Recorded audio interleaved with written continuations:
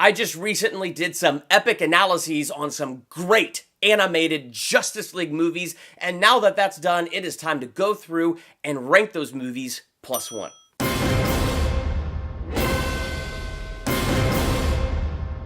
Welcome to Durbania, I'm Durbin, and this is my ranking of these four epic animated Justice League movies. As a whole, I thought these movies were pretty cool, and it was a fun take on the Justice League, a great way to, have a great origin story of the Justice League and carry it through with these movies. Justice League War, Throne of Atlantis, Justice League vs. the Teen Titans, and Justice League Dark. All of them pretty good in their own right. But, it's funny, I had never heard of Justice League vs. the Teen Titans until today. The day that I'm sitting here filming this video, I had never heard of that movie. So I watched Throne of Atlantis and then went straight to watching Justice League Dark without realizing there was a movie there in the middle. I'm online today trying to put together this ranking, and boom, there's a movie in this series that I had not seen. So I just watched it, and it's completely fresh in my mind and ready to be ranked. So if you saw all four of these animated Justice League movies, tell me how you would rank them in the comments below. There we go. Now, before I go ahead and rank these movies, I'm going to do one honorable mention. And the reason it is not in this countdown is simply because it's not technically a Justice League movie. It is Son of Batman. That movie is fantastic, and it has something to do with the continuity of these Justice League movies in the form of Damian Wayne, and I just thought Son of Batman was a great story with Batman's origins of his training with Ra's al Ghul, his love for Talia al Ghul, the fact that he has a child with Talia, Damian Wayne, who's raised to be an assassin. It is a very interesting movie and very well written. It's been a long time since I've seen it, but when I watched it, man, I really enjoyed that movie. So that one gets an honorable mention. Number 4, Justice League Dark. Yeah, this one falls into my least favorite category because I have a little bias. I have just never been that big of a fan of the magic side of the DC universe. It just never caught my attention. It was never something I was really super interested in. But as far as this movie goes, what really helped me get into it was the fact that I was watching this movie to do a theological analysis. So, I was watching it more carefully, trying to uncover things, and I don't know, like the character John Constantine just never really fascinated me, and his storylines just, I don't know. I never really got into the character. I saw the Keanu Reeves movie. I saw him on the show Arrow. None of that stuff won me over. Justice League Dark also did not truly win me over to the character, but it did introduce an entire side of the DC universe that I didn't entirely know about and know was there, but, it was okay. Even the villain was, I don't know, what are the words? His name was Destiny. He was kind of freaky, but I don't know. See, as you can tell, it didn't leave the greatest impression on me. Again, not that it's bad. It's not bad. I like these Justice League movies, but I don't know. I saw Justice League Dark once, and I'm not in a hurry to go out and see it again. Number 3, Justice League vs. the Teen Titans. This one was a pleasant surprise to me. Number 1, because I never got into the Teen Titans. Number 2, because I never found the Teen Titans particularly interesting. But it surprised me because in this film, I found the Teen Titans incredibly interesting. They're really cool characters. They're really well written in this. And what I really like is the overall story that the responsibility now is on the Teen Titans to save the world because this devil from hell is being unleashed on the world and demons are possessing the Justice League. And so now it's up to the Teen Titans to save the day, and they don't have the Justice League to help them. Well, they sort of do because they break the spell on all the Justice League and stuff like that, but I don't know. The point being is it really is upon them to save the world. So it was interesting to get attached to these characters. I thought each of the characters in this movie had great chemistry, and the fact that I have not been interested in Teen Titans before, this is a great introduction to the Titans because it is more or less an origin story of the Teen Titans. This is how Robin, Damian Wayne, joins the Titans. So through his eyes, we meet the Titans. And by far, for me, the most interesting point of this story is Damian Wayne, because he's still carrying the stuff from Son of Batman, where he and his grandpa, Ra's al Ghul, they were going to rule the world together. And so he's having these fits all over the place. I'm supposed to rule the world with Ra's al Ghul. You've taken away my calling. Oh, he keeps thinking he's not being used to the best of his abilities, and I don't know. So he disobeys Batman in this epic fight in the beginning and all that stuff. So he is a obnoxious little brat in the whole beginning of this movie. But it's really cool to watch him grow up throughout this movie and learning how to let people in and be friends with people, and then learning to rely on people for something like teamwork, because He didn't trust anybody except his dead grandpa, Ra's al Ghul. And so he was just in that position of, I don't care.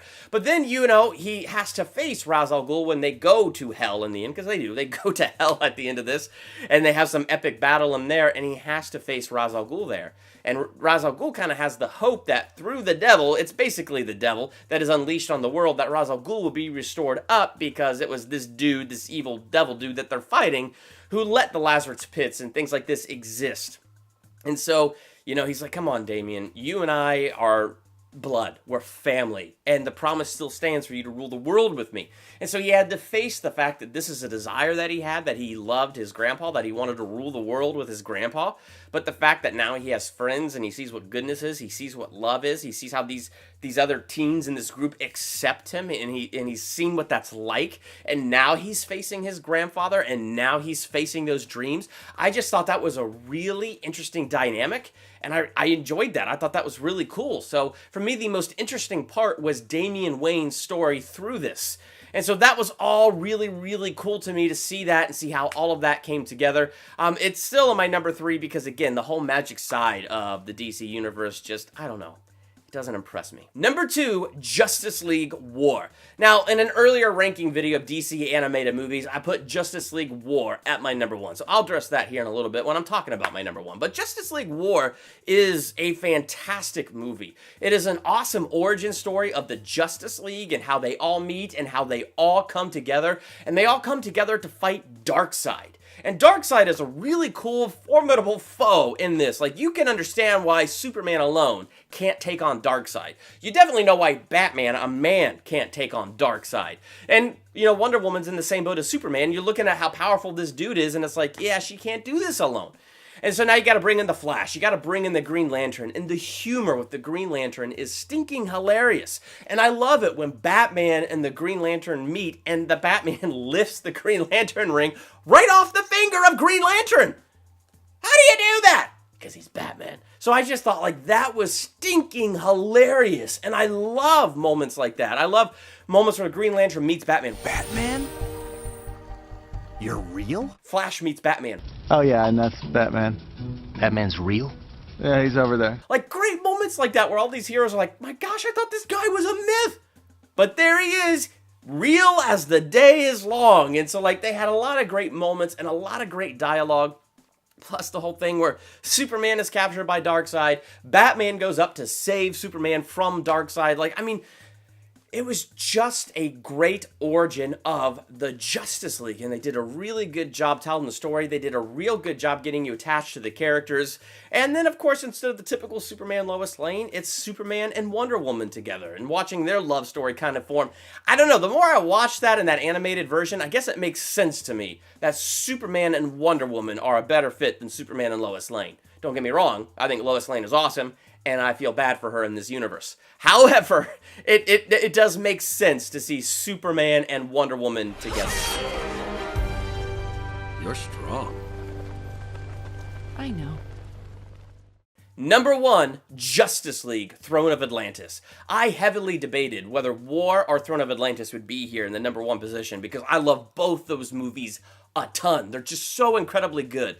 Ultimately, I picked Atlantis to be here because when I was watching these movies again to do theological analyses on them, Throne of Atlantis just really stood out to me this time. And I had so much fun watching it. It has all the elements I love. You got superheroes, check. You have sci-fi, check. You have fantasy and lore, check. The lore of Atlantis, the lore of the people that live there, the call on Arthur Curry's life, that he's in our world, but he's not of it. He was called to be a part of a different kingdom. And so all of that was just so cool. And then his discovery of Atlantis, the discovery of his family, the horrible tragedy that by the time he finally gets down into the ocean where he can meet his mom, his brother has killed his mom. It's very Shakespearean in that tragedy and drama and stuff. So much of Throne of Atlantis was so fun for me and worked together so well for me. On top of the fact that even before seeing Aquaman in the new Justice League movie, this movie made Aquaman cool to me. Never cared about Aquaman. This movie made him cool to me. Aquaman, Mera, the whole lore behind who he is, how he gets his powers, the whole thing. And I thought it was so smartly written because the movie is a sequel to Justice League War. So it's a continuation of the Justice League. But it's an origin story. It's the origin story of Aquaman. And it was just so clever how they balanced that out, making this a sequel and an origin story. So I had a blast with that this time around. All right, so what did you think of these movies? How would you rank these 4 epic Justice League movies? Now, somehow I managed to skip Justice League vs. Teen Titans. If there's another one that I'm skipping, I cannot wait to be corrected and then go watch it. Of these 4 Justice League movies, how would you rank them? Be sure to let me know in the comments, and while you're there, hit the subscribe button to become a Durbanian, and hit the bell next to the subscribe button so you're notified for the next ranking video I drop, our theological analysis, movie review, trailer reaction, all the other cool stuff that I do here. Hit that bell so you're notified when all of that drops, and be sure to check out the other videos I have here on my channel. I'm Durbin. Thanks for checking out Durbania.